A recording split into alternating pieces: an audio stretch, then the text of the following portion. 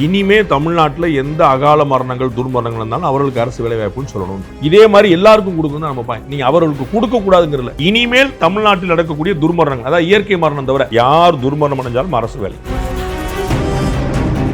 GT Holidays presents Behind What's Beyond the News with Rangaraj Pandey, powered by Kartipuram, Coimbator's 200-acre Dream Township Premium Plots, Arabian Garden Seafood Restaurant, Air Fiber Wi-Fi, Naturals, world's fastest growing salon chain, Dr. Srivarma Oil Tharum Ayurveda.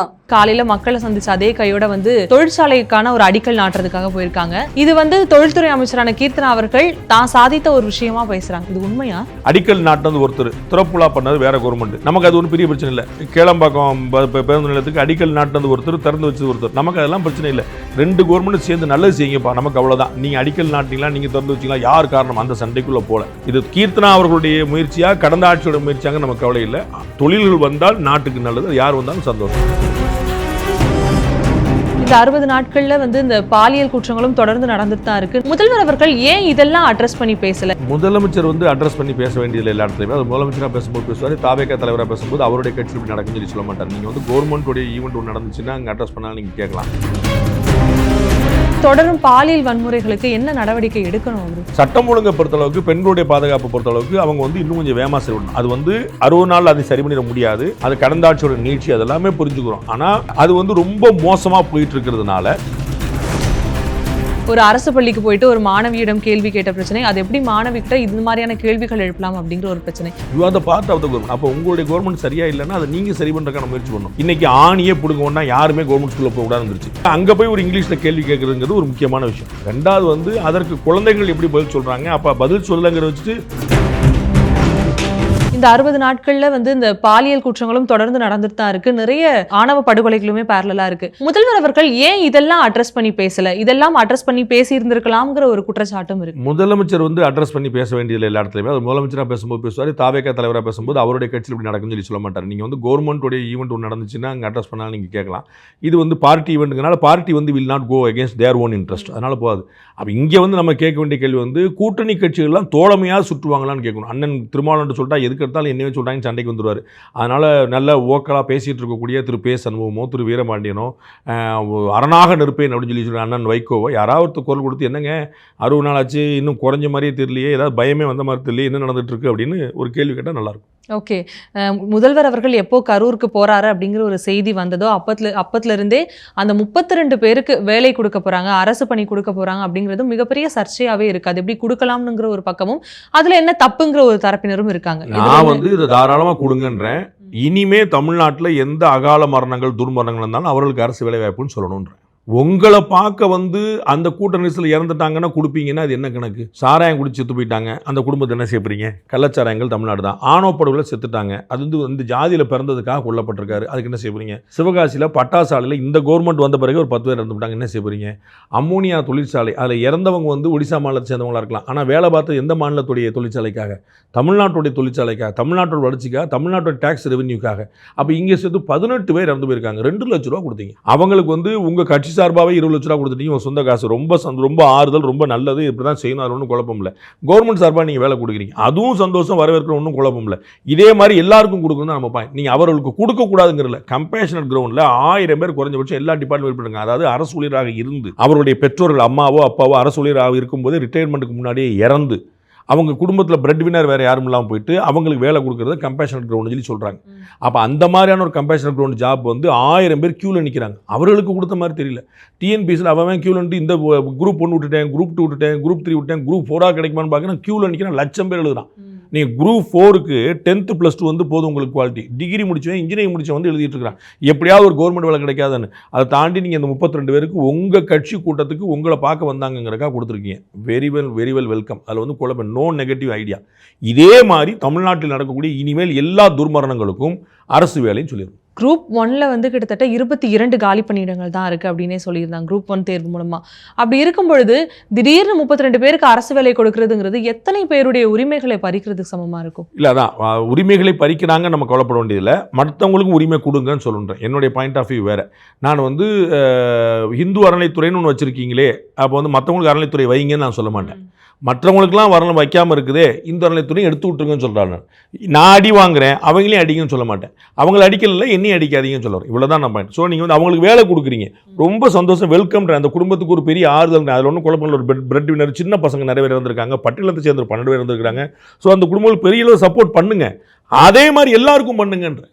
ஏன் கூட்டத்துக்கு வந்து இறந்தா உங்களுக்கு அரசு வேலை, நீங்கள் ரோட்டில் ஆக்சிடென்ட்டில் இறந்தீங்கன்னா உங்களுக்கு கிடையாது, நீங்கள் பட்டாசு தொழிற்சாலை இறந்தீங்கன்னா உங்களுக்கு கிடையாது, நீங்கள் அம்மோனியா வாயு தொழிற்சாலை இறந்தீங்கன்னா உங்களுக்கு கிடையாது. அது என்ன கணக்கு? இந்த கேள்வி வரும்ல. கம்பேஷனட் கிரௌண்டில் வெயிட் பண்ணிட்டு இருக்கவங்களுக்கு கிடையாது. இந்த கேள்வி நியாயமற்றதாக இருக்குல்ல. அப்போ நீங்கள் வந்து அவர்களுக்கு நல்லா கொடுங்க. அவர்களைப் போலவே எல்லோருக்கும் இனிமேல் தமிழ்நாட்டில் நடக்கக்கூடிய துர்மரணங்கள், அதாவது இயற்கை மரணம் தவிர வயது மூப்பின் காரணமாக சுகர் வந்து பிபி வந்து ஹார்ட் அட்டாக் வந்து இந்த மாதிரி இறந்து போயிட்டா அதை விட்டுருங்க. நீங்கள் வந்து யார் வந்து ஆக்சிடென்ட்டில் இறந்துட்டாங்க, யார் வந்து ஃபயரில் இறந்துட்டாங்க, யார் வந்து குத்துப்பட்டு இறந்துட்டாங்க, யார் குலவாய் இறந்துட்டாங்க, நெரிசலில் இறந்துட்டாங்க, கோயிலில் கூட்டத்தில் இறந்துட்டாங்க, பட்டாசு தொழிற்சாலை இறந்துட்டாங்க, யார் துர்மரணம் அடைஞ்சாலும் அரசு வேலை அது செய்யுங்க, நியாயம். ஆனா தாவேக்காவுடைய கூட்டணி கட்சிகளும் சரி, தோழமை கட்சிகளும் சரி இதை எதிர்க்க தொடங்கி இருக்காங்க. ஆனா தாவேக்கா ஒரு பொருட்டாவே எடுத்துக்கலையோ? எதிர்ப்பே இல்லையே. எதிர்ப்பு சும்மானத்துக்கு தானே. நாங்கள் கிள்ற மாதிரி கிள்றோம், நீங்கள் அழுகிற மாதிரி அழுங்குங்கிற ஐடியா தானே. அவர்கள் வந்து ஒன்றுமே செய்ய வேண்டாங்க. அவர்கள் வந்து if they are serious about this, அது மேகதாத்து பிரச்சனையோ தங்களுடைய எதிர்ப்பு ஆதரவு கிடையாதுங்க. இந்த மாதிரி மோசமான கவர்மெண்ட்லாம் கொடுக்குறாங்க, பாலிசியே சரியில்லையேங்க, நாங்கள் சப்போர்ட் பண்ண சொன்னால் மறு நிமிஷம் மாற்றிடுவாங்க. அது வெறுமனே கொடுக்கணும். அது வந்து தோழமை சுற்றுதலுக்கும் ஒரு போட்டு கீழே. அது வந்து சும்மா நான் சொல்லுவேன், பேட்டி கேட்டாங்கன்னு சொன்னேன், அது கொடுக்கக்கூடாதாப்பா அப்படிங்கிறது தான். பேட்டி கேட்டாங்க கொடுத்தேன், அவ்வளோ. அது அப்போ பேட்டி கேட்ட பத்திரிக்கையாளர் உணர்ச்சி பட போகிறது கிடையாது. இது இவங்க அண்ணன் பேச அனுபவமாக திருமாவளவன் அவனும் உணர்ச்சி படக்கூடாது. கவர்மெண்ட் ஏன் கொள்ளப்பட போகுது? இது பேசிட்டு தானே போகிறாங்க. அதில் என்ன இருக்குது? ஜனநாயகபூர்வமான இயக்கம்ட்டுருவாங்க. இப்போ இன்னைக்கு வந்து காலையில் மக்களை சந்திச்ச அதே கையோட வந்து தொழிற்சாலைக்கான ஒரு அடிக்கல் நாட்டுறதுக்காக போயிருக்காங்க. இது வந்து தொழில்துறை அமைச்சரான கீர்த்தனா அவர்கள் தான் சாதித்த ஒரு விஷயமா பேசுகிறாங்க. இது உண்மையா?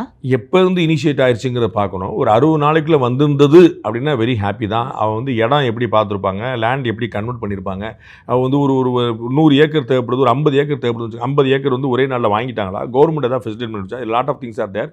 அதில் ஒன்றும் குழப்பம் இல்லை. கிட்டத்தட்ட 13,500 பேருக்கு வந்து நேரடியாக மறைமுகமாக வேலை வாய்ப்பு கிடைக்கும்ன்றாங்க. அந்த 13,500 பேரில் இந்த 32 சேர்த்துனாங்கன்னு யாருமே கேட்டிருக்க மாட்டாங்களே.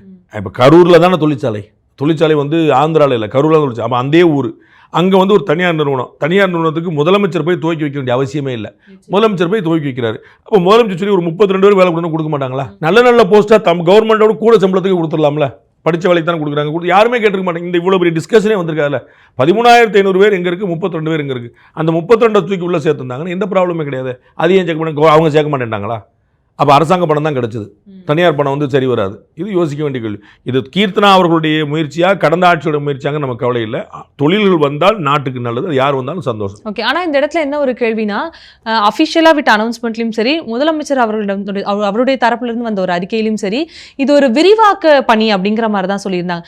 விரிவாக்க பணி அப்படின்னா திமுகவுடைய ஆட்சி காலத்தில் உருவாக்கப்பட்ட ஒரு இதுவாக தானே சார் நம்ம கருத முடியும்? நான் சொல்லுவேன், ஏற்கனவே இருந்ததா இருக்கட்டும், புதுசாக இவங்க அந்த 50 நாளில் இன்னைக்கு இருக்க 60 நாளில் இவங்க வந்து ஒரு இடத்த வந்து கையகப்படுத்தி தொழிற்சாலை துவங்கி அப்படி நடந்திருக்க வாய்ப்பில்லை. ஆனால் இவங்க தான் இனிஷியேட் பண்ணாங்க. இப்போ பார்த்தீங்கன்னா முதலமைச்சரே வந்து ஒரு விஷயத்தை பெருமையாக சொன்னார். நம்ம வந்து இபியில் நாங்கள் வந்து ஒரு ப்ரொமோஷன்ஸ் வந்து நாங்கள் போன ஆட்சியில் போடலாம், நாங்கள் போட்டோம் அப்படின்னு. திரு செந்தில் பாலாஜி அவர்கள் அழகாக கேட்டார், இவங்க தான் இப்போ வந்து அப்பாயின்ட் பண்ணி பண்ணாங்களா? கிடையாது, ஏற்கனவே இருந்தது தான். கோர்ட்டில் பிரச்சனை இருந்துச்சு, கோர்ட்டில் வந்து இந்த ஸ்டே வெக்கேட் பண்ணிட்டாங்க, ஃப்ரீ ஆயிடுச்சு பண்ணிட்டாங்க. எங்கள் பீரியடில் பண்ணியிருந்தாங்கன்னா பண்ணியிருப்போம், இவங்க பீரியடில் வந்தாங்க பண்ணிட்டாங்கன்னு சொல்லி சொல்கிறாங்க, அவ்வளோதான். ஸோ இந்த ஒரு ஆன்கோயிங் ப்ராசஸ். அவங்கவுங்க ஒரு பெருமை தெரிவிக்க வேண்டியது. நமக்கு அதில் ஒன்றும் அர்த்தம் இல்லை. கோயம்பேடு பஸ் ஸ்டாண்டுக்கு கல்வெட்டு துவக்கி வச்சு, அதாவது அடிக்கல் நாட்டினது ஒருத்தர், திறப்புலா பண்ணது வேறு கவர்மெண்ட். நமக்கு அது ஒன்றும் பெரிய பிரச்சனை இல்லை. கேளம்பாக்கம் பேருந்து நிலையத்துக்கு அடிக்கல் நாட்டினது ஒருத்தர், திறந்து வச்சது ஒருத்தர். நமக்கு அதெல்லாம் பிரச்சனை இல்லை. 2 கவர்மெண்ட் சேர்ந்து நல்லது செய்யுங்கப்பா, நமக்கு அவ்வளோதான். நீங்கள் அடிக்கல் நாட்டிங்களா, நீங்கள் திறந்து வச்சிங்களா, யார் காரணம்? அந்த சண்டைக்குள்ளே போல. அதன் மூலமாக தமிழ்நாட்டுக்கு வேலை கிடைச்சா சந்தோஷம். ஆனால் வந்து திமுக ஆட்சியில் வந்தப்போ பட்ஜெட் வந்து 2,000 கோடி நினைக்கிறேன். 2,000 கோடி 3,000 பேருக்கு வேலையாக இருந்துச்சு. ஆனால் இப்போ வந்திருக்கக்கூடிய அறிக்கையில் என்னன்னா 1,000 கோடி பட்ஜெட்டும் 1,000 பேருக்கு வேலையும் நினைக்கிறேன். 13,500 பேர் போட்டிருக்காங்க. ஆனால் இந்த பட்ஜெட்டுங்கிறது ஏன் இவ்வளோ கம்மியாக இருக்குது, எதனால் அப்படிங்கிற ஒரு கேள்வி இருக்கும். எதனாலயா இருக்கு? எக்ஸ்பான்ஷனுங்கும் போது அந்த இது வந்து முழுக்க பிரைவேட் விஷயம். அது பிரைவேட்டுடைய தொழிற்சாலையோட விஷயம். அதானி 500 கோடினாரே 650 கோடி ஏன் சொன்னார், 650 கோடினாரே 450 கோடி ஏமாறினாரு, அவங்களுக்கு மட்டும்தான் தெரியும். அவங்க இது வந்து அரசாங்கம் என்ன பண்ணி பண்ணியிருக்கு? ஒன்றுமே அரசாங்கம் ஃபெசிலிட்டேட் தான் பண்ணியிருக்கு. நான் ஒரு கம்பெனி ஆரம்பிக்கிறேன், அரசாங்கம் என்ன பண்ண சாணக்கிய ஆரம்பித்தேன், அரசாங்கம் என்னங்க பண்ணியிருக்கு? உங்களுக்கு புரியுங்களா? நான் ஒரு தொழிற்சாலை துவைக்கிறேன், அவங்க வந்து பெரிய 4 சர்டிஃபிகேட் வேணால் கொடுத்துருப்பாங்க, அவ்வளோதான்.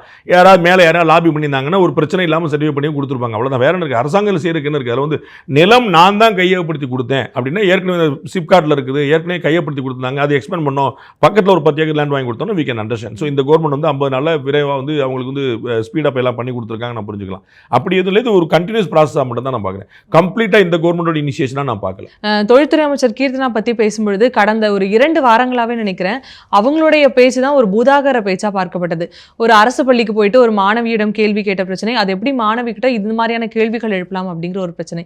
இதை ஒவ்வொருத்தரும் ஒவ்வொரு கோணத்தில் அணுகுறாங்க. நீங்க எந்த கோணத்துல அணுகுறீங்க? கேள்வி வந்து கேட்கறது ஒன்றும் தப்பு இல்லை. ஆனால் நமக்கு வந்து அரசு நாங்கள்லாம் வந்து இங்கிலீஷ், நாங்கள் தமிழ் மீடியத்தில் படித்தவங்க, கவர்மெண்ட் எய்டட் ஸ்கூலில் படித்தவங்க, கவர்மெண்ட் ஸ்கூலில் பாதியும் கவர்மெண்ட் எய்டட் ஸ்கூலில் மீதியும் படித்தவங்க. எங்களுக்கு ஆங்கிலம்னாலே ஒரு பெரிய அச்சம், இங்கிலீஷ்னாலே ஒரு ஃபியர். அது இங்கிலீஷ்னாலே நீங்கள் படப்பட 4 வார்த்தை இங்கிலீஷில் பேசிட்டீங்கன்னா நான் அப்படி சிரிச்சிட்டேன் அப்படின்ட்டு அவ்வளோதான். அவ்வளோதான் எங்கள் கெப்பாசிட்டி, அதில் எந்த கூச்சமும் இல்லை. அப்போ அங்கே போய் ஒரு இங்கிலீஷில் கேள்வி கேட்குறதுங்கிறது ஒரு முக்கியமான விஷயம். ரெண்டாவது வந்து அதற்கு குழந்தைகள் எப்படி பதில் சொல்கிறாங்க, அப்போ பதில் சொல்லங்கிறத வச்சுட்டு ஃப்ரண்ட் பெஞ்சிலே இந்த மாதிரினா லாஸ்ட் பெஞ்சில் இந்த மாதிரி இருக்குங்கிற ஒரு ஒரு விமர்சன பார்வை, அது ரொம்ப அபத்தமானது.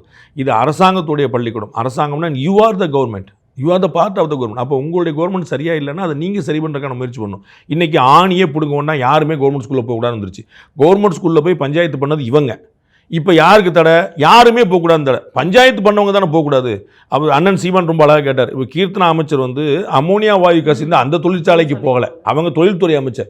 அங்கே என்னங்க பிரச்சனை? நாளைக்கு ஏதாவது இண்டஸ்ட்ரி வரணும், அந்த தொழிற்சாலை மூடியாச்சு, சீல் வச்சாச்சு. இந்த தொழிற்சாலை மூடியாச்சு. அப்போ இந்த தொழிற்சாலை பாதி விஷயங்கள் உற்பத்தி ஆகிட்டு இருந்தது. இது அடுத்து எப்படி உற்பத்தி ஆகும், எப்படி ஷார்ட்டேஜ் வரும்? இப்போ இன்றைக்கி நம்ம வந்து தமிழ்நாட்டில் ஸ்டெர்லைட்டை க்ளோஸ் பண்ணிட்டோம். ஸ்டெர்லைட்டை தமிழ்நாட்டிலேருந்து க்ளோஸ் பண்ணனால இந்தியாவே காப்பர் இறக்குமதி நாடாக மாறிடுச்சு. ஸ்டெர்லைட் இங்கே இருந்த வரைக்கும் இந்தியா காப்பர் ஏற்றுமதி நாடாக இருந்துச்சு. நம்மகிட்ட உற்பத்திக்கு தேவைக்கெல்லாம் போக நம்ம சர்ப்ளஸாக உலக நாடுகளுக்கு ஏற்றுமதி பண்ணிட்டு இருந்தோம். இன்றைக்கி நம்மகிட்ட காப்பர் ஷார்ட்டேஜ், நம்ம வெளிநாடுகளுக்கு இறக்குமதி பண்ணிருக்கோம். இதுதான் நீங்கள் பண்ண லாபம். அதை மாதிரி அம்மோனியா நம்ம கசிஞ்சு நம்ம தொழிற்சாலையை மூடிட்டோமே.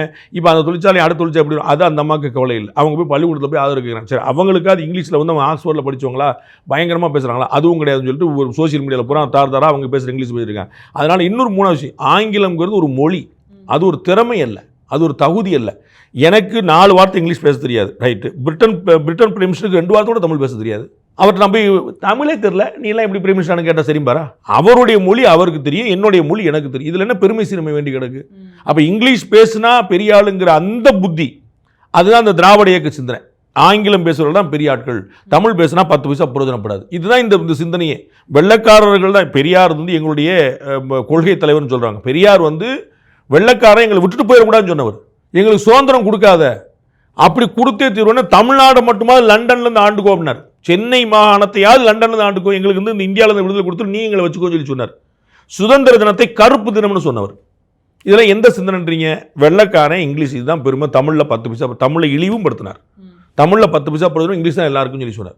அந்த சிந்தனையிலிருந்து பெரியார் தான் எங்களுக்கு கொள்கை வழிகாட்டினா அப்புறம் இப்படி தான் சிந்திப்பாங்க. நாட் ஓன்லி அமைச்சர் கீர்த்தனா, தாவேக்கால இருக்கக்கூடிய நிறைய அமைச்சர்களாக இருக்கட்டும், நிறைய நிர்வாகிகளாக இருக்கட்டும், போராட்டங்கள்லாம் ரீல்ஸ் போடுறது ஒரு பூதாகர பிரச்சனையாக ஆனதுக்கு பிறகு முதல்வர் அலுவலகத்திலிருந்தே ஒரு அறிக்கை கொடுத்தப்பட்ட பிறகும் இவங்கெல்லாம் தொடர்ந்து பண்ணுறாங்கன்னா முதல்வருடைய பேச்சுக்கே இங்கே எடுபடி கிடையாதா? எதுவுமே பண்ண மாட்டேங்கிறாங்களான்ற ஒரு விமர்சனம். ஆர்வம் 1, ஆர்வ கோளாறு 2. இந்த ஆர்வ கோளாறில் இருக்கிறாங்கன்னு நினைக்கிறேன். அதாவது எக்ஸைட்டட், அவங்களாலேயே ஜீர்ணிக்க முடியல, அவங்க ஆட்சிக்கு வந்திருக்காங்க. நம்ம தான் கவர்மெண்ட்டா, நான் தான் எம்எல்ஏவா, என்னங்க சொல்கிறீங்க, நான் மந்திரி அங்கே அப்படிங்கிற இடத்துல இருக்கிறாங்க. தூத்துக்குடி மாவட்டத்தில் ஒரு எம்எல்ஏ, அவர் போய் ஒரு வண்டியை வந்து நிப்பாட்டி செக் பண்ணியிருக்காரு, ரேஷன் அரிசி ஏதோ போட்டுட்டு போகிறது. ஆமாம், டயர் என்னங்க ரொம்ப வீக்காக இருக்குது, நான்லாம் வண்டி ஓட்டினவன் தான். அவர் வண்டி ஓட்டினவர் இன்றைக்கி ஒரு எம்எல்ஏ இருக்காருங்கிறது பெரிய ஜனநாயக புரட்சி, மாற்றுக்கிறதே இல்லை. அப்படி தான் திமுக ஆரம்ப காலங்களில் அப்படி இருந்துச்சு. காங்கிரஸ் கட்சி அன்னைக்கு வந்து மிராஸ்தாருடைய கட்சி, பூரா பணக்காரர்கள் ஜமீன்தாருடைய கட்சி. அன்னைக்கு திமுக தான் சாமானியருடைய ஏழைகளுடைய கட்சி. அப்போ எல்லாருமே இப்படி வந்தாங்க, பெரிய பெரிய பணக்காரர்களை காலி பண்ணாங்க. இன்றைக்கி திமுக வந்து மிராசுடைய கட்சி, தாவேக்கு அங்கே வந்திருக்கு, ரைட். அப்போ டயரை வந்து பார்த்து வண்டி ஓட்டிட்டு இருந்தவர் இன்றைக்கி ஒரு எம்எல்ஏ இருக்கார், மகிழ்ச்சி. ஆனால் அவர் அழகாக கேட்குறாரு ஃபோனில், சார் என்ன பிரச்சனை உங்களுக்கு? நாங்கள் லோடை வந்து முறைப்படி கொண்டு போகல, டயத்துக்கு கொண்டு போகல, 10 கிலோ குறைஞ்சிருக்கு, 2 மூடை இல்லை, அதை நீங்கள் கேளுங்க. டயர் கோணலாக இருக்குது, இன்ஜின் கோணலாக இருக்குது, டிரைவர் வந்து டவுசர் போடலை, டிரைவர் பனியன் போடலை, இது மேட்ரா? அப்போ அவங்க அப்போ தான் தெரியுது, அவர் ஸ்பீக்கர் வேறு போட்டுட்டு வச்சுட்டு எல்லாருக்கும் கேட்கணும்னு பார்த்து 4-5 வீடியோ இருக்கணும்னா கொஞ்சம் குஷி ஆகிட்டார். அது அப்படியே ரிவர்ஸில் ஆயிடுச்சு. அவர் நினச்சா நம்ம வந்து எப்படி போட்டு ஒரு மடக்கி ஒரு டயர் சரியில்லைன்னு சொல்லிட்டு, நல்ல வேளை அந்த அஜித் படத்தில் வர மாதிரி அந்த கண்ணாடியை திருப்புங்க சரியாக இருக்குன்னு சொல்லிட்டு சொல்லாமல் போனாங்க. அது இதெல்லாம் ரொம்ப எக்ஸஸ், வேறு ஒன்றும் இல்லை, அது தேவையில்லாத விஷயங்கள். அவர்கள் வந்து அவருடைய வேலை என்னங்கிற மூலம் தெரிஞ்சுக்கணும். எம்எல்ஏக்களுக்கு ஒரு சட்டமன்றத்தில் பயிற்சி நடத்தினாங்க. நீங்கள் எல்லா எம்எல்ஏக்களும் அது கிட்டத்தட்ட 70-80% எம்எல்ஏக்கள் வந்து first time MLAs including chief minister.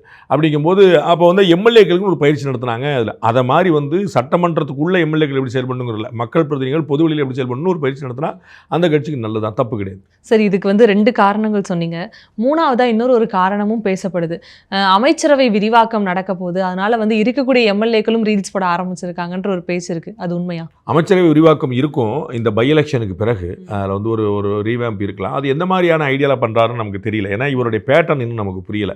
திரு விஜய் அவர்களுடைய செயல்பாடு எப்படிங்கிறத நம்ம வந்து 60 நாளுக்குள்ளே தான் நம்மளால் கணிக்க முடியாது. அதுக்கு முன்னாடி நம்ம வந்து ஒரு நடிகராக பார்த்துருக்கோம், அப்புறம் கட்சித் தலைவராக பார்த்துருக்கோம், இப்போ தான் முதலமைச்சராக பார்க்குறோம். ஸோ விஜய் எப்படி நடிப்பார் அப்படின்னா, அவர் கமல்ஹாசன் மாதிரி நடிப்பார்னு யாரும் ஒத்துக்கிட மாட்டாங்க. சரிங்களா? கமல்ஹாசனை பின்னிடுவார் சார், விஜய் தான் சார். நம்ம வந்து ரஜினியுடைய பேட்டர்னை அவர் வந்து காப்பி பண்ணான்னு புரியும். ரஜினியோட ஸ்டைல், அதாவது வந்து ஆக்ஷன் இருக்கும், ட்ராமா இருக்கும், நல்லா டான்ஸ் ஆடுவார், சொந்தமாக பாடுவார். அது வந்து ஒரு நல்ல மசாலாவாக என்டர்டெய்னிங்காக இருக்கும். அப்போ வந்து அந்த படங்களை ட்ராக் ஃபுல்லாக பார்த்தது மூலமாக நமக்கு ஒரு ஐடியா கிடைக்கும். 2.5 வருஷம் கட்சி நடத்தினதில் என்ன தெரிஞ்சுக்கிட்டோம், ரைட்டு அவருக்கு வந்து பயங்கர ஓவர்வீமிங் சப்போர்ட் இருக்குது. மற்ற கட்சியெல்லாம் 3% 4% இருக்கும்போது இவருக்கு 10-15% ஓப்பனிங்லேயே வந்துருங்க மாதிரி எல்லாருக்குமே எதிர்பார்ப்பு இருந்துச்சு. அது கட்சி தலைவராக. இப்போ முதலமைச்சராக ஒரு 60 நாள் தாங்கனால் வி ஆர் வெயிட்டிங். அவரோட எப்படி அப்படிங்கிறத நம்ம புரிஞ்சுக்கணும். அதுக்கேற்ற மாதிரி தான் அவர் வந்து அமைச்சர்கள் எப்படி போகிறாருன்னு பார்க்கணும். எம்ஜிஆர் என்ன செஞ்சாருன்னா, கட்சிக்காரங்க யாருன்னு பார்க்கவே மாட்டார், கட்சிக்காரங்களை எல்லாரும் வச்சுக்கிடுவார். ஆனால் அமைச்சரில் பயங்கரமான ஒரு ஃபில்டரிங் வச்சுருந்தார். காமராஜர் போல பூவராகன்னு ஒரு அமைச்சர் வந்து ரொம்ப இளம் வயது, அது 20களில் இருந்தவர், அவர் அமைச்சராக வச்சிருந்தார். காமராஜர் அனுபவத்தினுடைய பலந்துன்னு கொட்டப்பட்டார். மொத்த அமைச்சர்களை வந்து 18 பேர் தான் 12 பேர் தான் போது அங்கே வச்சிருந்தார். அந்த மாதிரி வச்சிருந்தார். எம்ஜிஆர் வந்து முதல் முறையாக மத்திய அமைச்சராக வாய்ப்பு கிடைக்கும் போது வந்து சத்தியவாணி முத்து அப்படிங்கிற பட்டியலத்தை சேர்ந்தவர் தான் அமைச்சர். முதல்ல தமிழ்நாட்டிலிருந்து திராவிட கட்சியிலேருந்து அமைச்சரானவர் வந்து ஏடிஎம்கேலேருந்து தான். அதில் வந்து ஒரு பட்டியலத்தவருக்கு தான் முதல் வாய்ப்பு கொடுத்தாங்க. அந்த மாதிரி ஒவ்வொருத்தருக்கு ஒரு பேட்டர்ன் இருக்குது. அப்போ திரு விஜய் அவருடைய பேட்டர்ன் நமக்கு இன்னும் புரியல. நம்ம வந்து கட்சிக்காரங்க ஏற்கனவே இருக்கிறாங்க, யாரெல்லாம் நமக்கு தெரிஞ்ச மூலம் எல்லாம் வந்துட்டாங்க, எல்லாம் அமைச்சர் ஆகிட்டாங்க. ஸோ இப்போ வந்து நாளைக்கு அமைச்சரை மாற்றத்தின் போது எப்படி செய்வாருங்கிறது we have to wait and watch. Karur மேடையில் வந்து முதல்வர் அவர்கள் பேசின கொளத்தூர் கொத்து புரோட்டாவாக இருக்கட்டும், லெஸ் டாக் மோர் ஒர்க்ஸ், இது எல்லாத்துலேயுமே தொடர்ந்து இந்த 60 நாட்களுடைய விஜய் அவருடைய சர்க்கார் ஆட்சியை எப்படி பார்க்குறீங்க? yet to assess. நம்ம வந்து இன்னும் பார்க்கணும். நம்ம வந்து இப்போ மேஜராக பெரிய பிரச்சனைகள், லஞ்சம் ஊழல் அப்படின்னு பெருசாக இப்படியா அப்படின்னு சொல்கிறதுக்கு ஒன்றும் இல்லை. ஏன்னா அவங்க செய்யவே இல்லை. அவங்க நாளைக்கு லஞ்ச ஊழலில் இறங்குறதுக்கு முன்னாடியுமே கூட அவங்களுக்கு வந்து ஒரு லேர்ன் பண்ணிக்கிறது தேவைப்படும் பண்ணுறதுக்குனா கூட. இப்போ நீங்கள் ஒரு பேச்சுக்கு நீங்கள் வந்து திருடணும்னு முடிவு பண்ணிங்கன்னு வச்சுக்கோங்களேன். முதல்ல அந்த இடம் வீடு வாசல் எப்படி இருக்குது, வாட்ச்மேன் இருக்காங்களா உள்ள இல்லையா, சிசிடிவி இருக்குதா, வீட்டில் எத்தனை பேர் இருக்காங்கன்னு பார்த்து தான் செய்ய முடியும். ஸோ திருட முடியும். இல்லை நல்லது கூடி காப்பாற்றணும்னு சொன்னாலும் நீங்கள் வீடு தெரிஞ்சுக்கணும். ஸோ வந்து அவங்க வந்து லேர்னிங் ப்ராசஸில் இருக்கிறாங்க. லேர்ன் பண்ண பிறகு என்ன செய்ய போகிறாங்கன்னு நமக்கு தெரியும். ஸோ அப்போ லேர்னிங் ப்ராசஸில் இருக்கும்போது அவங்க நல்லவங்க கெட்டவங்க முடிவு பண்ணுறது அர்த்தம் இல்லை. அவங்க எக்ஸாம் எழுதின பிறகு தான் நமக்கு தெரியும். நம்ம வந்து வி ஹேவ் டு வெயிட். அதில் வந்து நம்ம ஒரு 5 மாதம் 6 மாதங்கிறது கணக்கில் நான் வரல. ஒரு பீரியடில் அவங்களுக்கு அளவு கொடுக்கணும், நம்ம வந்து இடம் கொடுக்கணும். சட்டம் ஒழுங்கை பொறுத்தளவுக்கு, பெண்களுடைய பாதுகாப்பை பொறுத்தளவுக்கு அவங்க வந்து இன்னும் கொஞ்சம் வேகமாக செயல்படணும். அது வந்து 60 நாள் அதை சரி பண்ணிட முடியாது. அது கடந்த ஆட்சியோட நீட்சி, அதெல்லாமே புரிஞ்சுக்கிறோம். ஆனால் அது வந்து ரொம்ப மோசமாக போயிட்டு இருக்கிறதுனால ஆஃபீஸர்ஸ் எல்லாம், அதாவது டிஜிபி எல்லோண்டோங்கிறவர் மாறி இருப்பார், இன்டெலிஜென்ஸ் ஏடிஜி மாறி இருப்பார், சிட்டி கமிஷனர் மாறி இருப்பார். ஆனால் இந்த சிஸ்டம் ஒன்று தானே. அப்போ அவங்கள வந்து சரி பண்ணி உடனடியாக வெளியில் எந்த ரவுடியில் நடமாட முடியாதபடி தப்பு செஞ்சவங்களுக்கு உடனடியாக குற்றப்பத்திரிகை தாக்கல் தண்டனை வாங்கி தரும்படியான விஷயங்களை கொஞ்சம் போர்க்காலத்தில் செய்யணும். ஆனால் தொடரும் பாலியல் வன்முறைகளுக்கு என்ன நடவடிக்கை எடுக்கணும்? அவர் வேகமான விசாரணை தான். நம்ம வந்து கைதுகள் நடந்துருங்க. அதாவது குற்றத்துக்கு ஒன்று தடுக்கிறது, இன்னொன்று கண்டுபிடிக்கிறது. சரிங்களா? தடுக்கிறது தான் இங்கே முக்கியமான பிரச்சனை. அதை முடியவே இல்லை. அதை தான் வந்து நம்ம சமுதாய புரட்சியின் மூலமாக தான் செய்ய முடியும். நம்ம சொல்கிறோம் பேரண்டிங்லேருந்து சோசியல் ஸ்டடீஸ்லேருந்து எல்லாத்தையும் பண்ணணும். இந்த பக்கம் குற்றம் நடந்துருச்சு. அப்போ நீங்கள் வந்து குற்றவாளியை நீங்கள் கண்டுபிடிச்சிங்க. அது உங்களுக்கு 90% கேஸில் நடந்துருச்சு. அதையும் நம்ம குழப்பம் சொல்ல, டிஎம்கே கவர்மெண்ட்டோ ஏடிஎம்கே கவர்மெண்ட்டோ 90% குற்றவாளி கைது செய்யப்பட்டு விடுகிறார்கள். 10% தான் கைது செய்யப்படலை. அந்த 90%ல் எத்தனை பேர் தண்டிக்கப்படுகிறார்கள் பார்க்கணும். அங்கே தான் காமெடி நடக்குது. அங்கே தான் அவங்க வந்து கீழமை நீதிமன்றங்கள்லையோ உயர்நீதிமன்றங்கள்லையோ உச்சநீதிமன்றத்திலையோ எங்கேயாவது வெளியானுங்க. இதுதான் புரிஞ்சுக்க வேண்டிய விஷயம். அப்போ இவர் வந்து கேஸ் போட்டியா, அதை நீ முடிக்கணும், கடன் முடிக்கணும், எல்லாத்துக்கும் டெட்லைன் வைக்கணும். 10 நாளில் வந்து கேஸ் முடிக்கணும், 1 மாதத்தில் கேஸ் முடிக்கணும், 60 நாளில் முடிக்கணும், ஒரு கணக்கு வைக்கணும். அப்படி வச்சா தான் இவர்கள் நல்லாட்சி கொடுக்குறார்கள், தப்பு செய்தவர்கள் தண்டிக்கப்படுகிறார்கள்ங்கிற என்ன காமன் மேனுக்கு வரும். நன்றி சார், உங்களுடைய அரசியல் தொடர்பான கருத்துக்களை என்ன பகிர்ந்திருக்கீங்க. நன்றி. Behind Roots Beyond the News with Rangaraj Pandey. Title sponsor GT Holidays, South India's #1 travel brand. Powered by Karthipuram 200-acre Dream Township in Coimbatore, ready to construct premium villa plots and commercial plots with world class infrastructure. Arabian Garden Seafood Restaurant, ever fresh, ever delicious seafoods, இப்போது தமிழகம் எங்கும். Air Fiber Wi-Fi all in one plans. Wi-Fi, OTT, IPTV. Pay 6, get 6 month free. Naturals, world fastest growing saloon chain. Doctor Sreevarma wellness, அனைத்து நோய்களுக்குமான ஆயுர்வேத மருத்துவம் தமிழகம் எங்கும். GT Holidays presents Behind What's Beyond the News with Rangaraj Pandey, powered by Kartipuram, Coimbator's 200-acre Dream Township premium plots, Arabian Garden Seafood Restaurant, Air Fiber Wi-Fi, Naturals, world's fastest growing saloon chain, Dr. Srivarma Oil Tarum Ayurveda.